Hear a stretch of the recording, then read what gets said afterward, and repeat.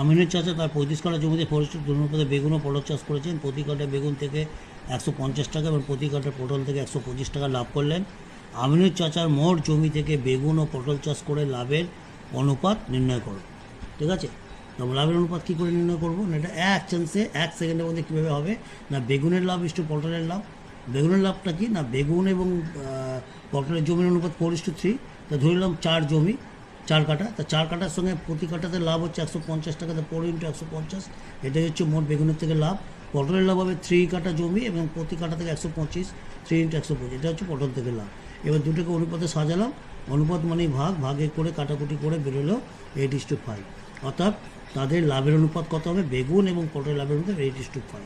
এটা 1 সেকেন্ডের মধ্যে হয়ে গেল ফর কম্পিটিটিভ এক্সাম। তো অনুযায়ী আমি অঙ্কটা করেছি সাধারণ অনুপাত এক্স ধরে। অঙ্কটা পরপর দেখো, দেখলেই তোমার অঙ্কটা বুঝতে পারবে অঙ্কটা কীভাবে ক্যালকুলেশন হচ্ছে।